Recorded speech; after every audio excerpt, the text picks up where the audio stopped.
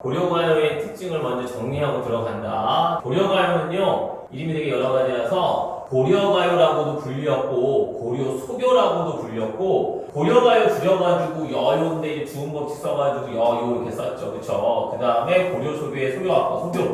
고려가요가 1년, 2년, 3년 이렇게 되면서 후렴구 붙으면서 계속 여러 연으로 돼 있다 보니까 이제 길어진단 말이야. 그래서 긴 노래다. 그래서 이제 장가라고 불리기도 했다. 자, 이게 고려가요의 이름들이고, 주로 이제 고려시대에 창작이 많이 됐는데, 조선시대에 넘어가서도 고려가요가 불리기도 했어. 고려시대를 중심으로 해서 조선시대까지 불렸다라고 보시면 되겠고요. 고려가요는 향유 계층이 누구야? 일반 백성들이 이제 불렀단 말이야. 일반 백성들이 불렀으니까 어떻게 전승됐겠어?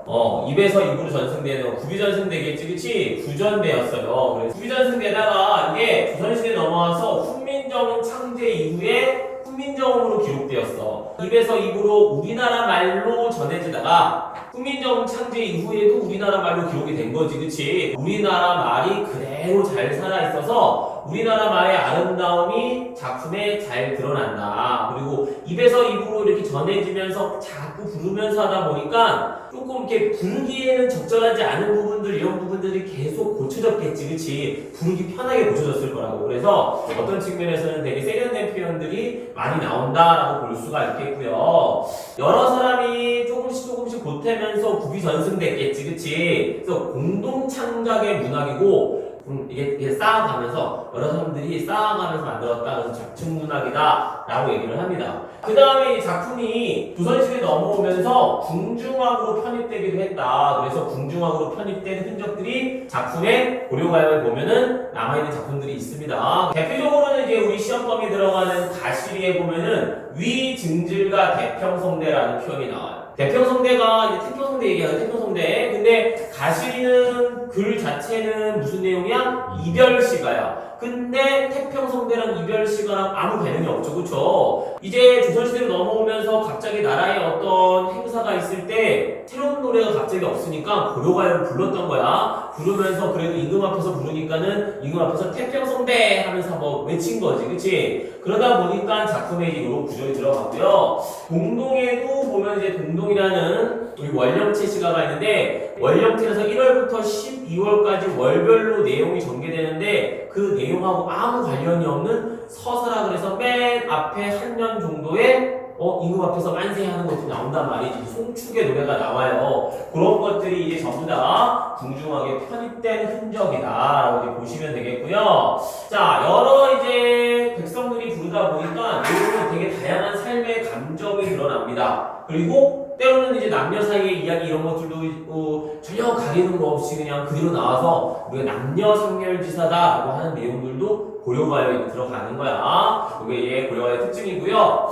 고려가요의 형식적인 면을 좀 보면 얘가 여러 개의 연으로 돼 있어. 그래서 연이 여러 개로 나눠져 있다. 그래서 분연이다. 그래서 분연체다라고 얘기를 하고, 다른 말로 분절체라고도 하고 분장체라고도 해. 기억하시면 되겠고, 음보율로는 삼음보야. 삼음보 하면 또 떠오르는 게 뭐가 있어? 삼음보로 갖고 있는 건 민요가 삼음보지, 그치? 백성들의 노래는, 백성들은 좀 더 활기차고 자유롭고 막 그렇단 말이야. 그래서 백성들의 노래였던 민요는 보통 삼음보로 많이 되어 있고, 물론 이거 우리가 공부하다 보면 사음보인 민요도 많이 있어. 근데 이제 보통 우리가 민요가 음보가 어떻게 되냐 그러면 삼음보라 그래. 그리고 똑같이 백성들의 노래였던 고려가요도 뭐야? 삼음보인 거야. 그래서 우리가 현대시로 넘어오면 김소월이 전통적인 그 운율을 가져간다 그래서 김소월 시도 뭐야? 삼음보로 되어 있지. 그게 이제 민요의 유격을 가져갔단 말이야. 시조는 몇은 거야? 걔는 사음보죠. 시조를 먼저 한 것들이 양반들이란 말이야. 좀 안정된 어떤 운율을 가져가서 사음보라고. 재미난 게 우리가 음악 시간에도 보면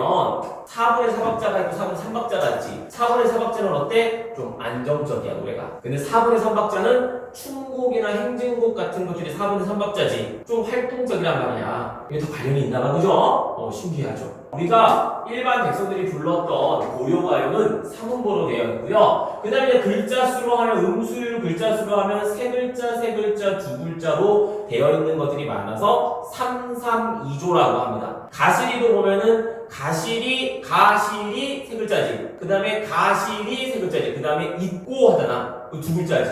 3, 3, 2조에 하나, 둘, 셋, 세 덩어리니까는 3은 본 거야. 가실이 있고 나난했을 때 그 나난은 여기 음보율이나 음술에다가 집어넣지 않는 거야. 그래서 남는 음이다. 그래서 뭐라 그래? 그렇지. 여음이라고 하는 거야. 남는 음이라서 여음이고 흥을 돋구기 위해서 덧붙인 말이라서 조금꾸라고도 얘기를 하지. 하지만 나나는 후렴구는 아니야. 그냥 여음구이고 조음구인 것 뿐이야. 그 다음에 그래서 이 고려가요는 여음구와 조음구 그리고 후렴구 이런 것들이 많이 들어와서 많이 발달되어 있는데 그 중에서도 특히 후렴구는 매 연이 끝나는 부분에 똑같은 내용이 나오니까 운을 형성합니다. 그 다음에 똑같은 위치에서 연마다 똑같은 위치에서 나오니까 통일성을 부여합니다. 그 다음에 개가 나왔으면 그 연이 한 년이 끝나는 거야. 그래서 분연의 기능이 있다, 분절의 기능이 있다, 분장의 기능이 있다 이렇게 얘기를 합니다.